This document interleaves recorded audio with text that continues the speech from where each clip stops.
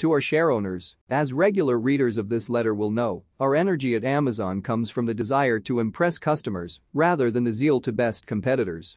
We don't take a view on which of these approaches is more likely to maximize business success. There are pros and cons to both and many examples of highly successful competitor-focused companies. We do work to pay attention to competitors and be inspired by them, but it is a fact that the customer-centric way is at this point a defining element of our culture. One advantage, perhaps a somewhat subtle one, of a customer-driven focus is that it aids a certain type of productivity. When we're at our best, we don't wait for external pressures.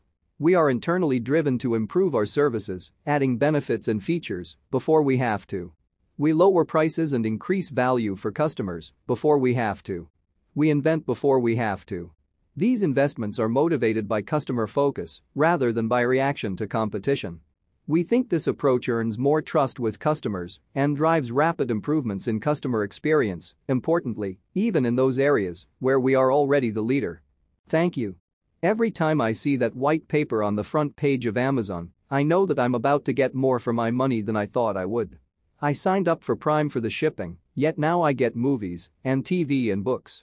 You keep adding more, but not charging more. So thanks again for the additions. We now have more than 15 million items in Prime, up 15x since we launched in 2005. Prime Instant Video selection tripled in just over a year to more than 38,000 movies and TV episodes. The Kindle owner's lending library has also more than tripled to over 300,000 books, including an investment of millions of dollars to make the entire Harry Potter series available as part of that selection. We didn't have to make these improvements in Prime. We did so proactively. A related investment, a major, multi-year one, is fulfillment by Amazon. FBA gives third-party sellers the option of warehousing their inventory alongside ours in our fulfillment center network. It has been a game-changer for our seller customers because their items become eligible for Prime benefits, which drives their sales, while at the same time benefiting consumers with additional Prime selection. We build automated systems that look for occasions when we've provided a customer experience that isn't up to our standards, and those systems then proactively refund customers. One industry observer recently received an automated email from us that said, "We noticed that you experienced poor video playback while watching the following rental on Amazon Video on Demand, Casablanca.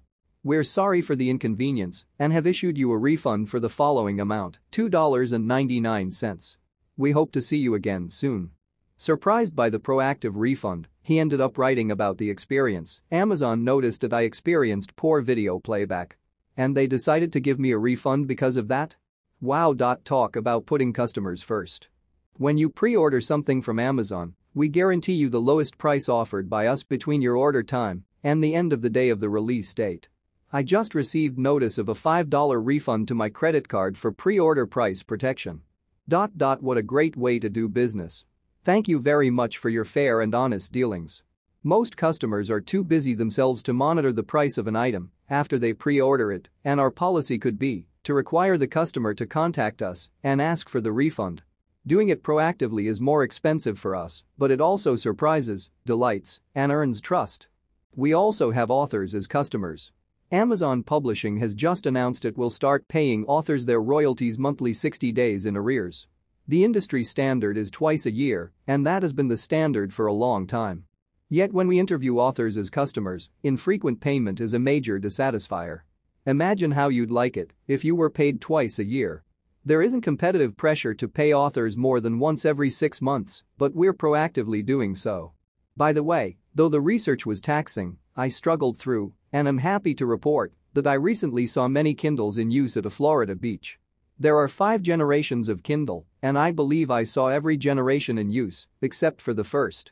Our business approach is to sell premium hardware at roughly break-even prices. We want to make money when people use our devices, not when people buy our devices. We think this aligns us better with customers. For example, we don't need our customers to be on the upgrade treadmill. We can be very happy to see people still using 4-year-old Kindles. I can keep going. Kindle Fire's free time, our customer service and Encord, Amazon MP3s or RIP, but we'll finish up with a very clear example of internally driven motivation, Amazon Web Services. In 2012, Oz announced 159 new features and services. We've reduced Oz prices 27 times since launching 7 years ago, added enterprise service support enhancements, and created innovative tools to help customers be more efficient. Oz Trusted Advisor monitors customer configurations, compares them to known best practices, and then notifies customers where opportunities exist to improve performance, enhance security, or save money. Yes, we are actively telling customers they're paying us more than they need to. In the last 90 days, customers have saved millions of dollars through Trusted Advisor, and the service is only getting started. All of this progress comes in the context of Oz being the widely recognized leader in its area, a situation where you might worry that external motivation could fail. On the other hand, internal motivation, the drive to get the customer to say wow, keeps the pace of innovation fast. Our heavy investments in Prime, Oz, Kindle, digital media, and customer experience in general strike some as too generous, shareholder indifferent, or even at odds with being a for-profit company. Amazon, as far as I can tell, is a charitable organization being run by elements of the investment community for the benefit of consumers, writes one outside observer. But I don't think so. To me, trying to dole out improvements in a just-in-time fashion would be too clever by half. It would be risky in a world as fast-moving as the one we all live in. More fundamentally, I think long-term thinking squares the circle. Proactively delighting customers earns trust, which earns more business from those customers, even in new business arenas. Take a long-term view, and the interests of customers and shareholders align. As I write this, our recent stock performance has been positive, but we constantly remind ourselves of an important point, as I frequently quote famed investor Benjamin Graham in our employee all-hands meetings. In the short run, the market is a voting machine, but in the long run, it is a weighing machine. We don't celebrate a 10% increase in the stock price like we celebrate excellent customer experience. We aren't 10% smarter when that happens and conversely aren't 10% dumber when the stock goes the other way. We want to be weighed, and we're always working to build a heavier company. As proud as I am of our progress and our inventions, I know that we will make mistakes along the way. Some will be self-inflicted, some will be served up by smart and hard-working competitors. Our passion for pioneering will drive us to explore narrow passages, and, unavoidably, many will turn out to be blind alleys. But, with a bit of good fortune, there will also be a few that open up into broad avenues.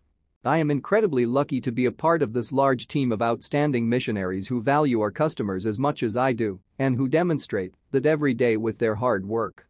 As always, I attach a copy of our original 1997 letter. Our approach remains the same, and it's still day one. Jeffrey P. Bezos, Founder and Chief Executive Officer Amazon.com Incorporated. April 2013.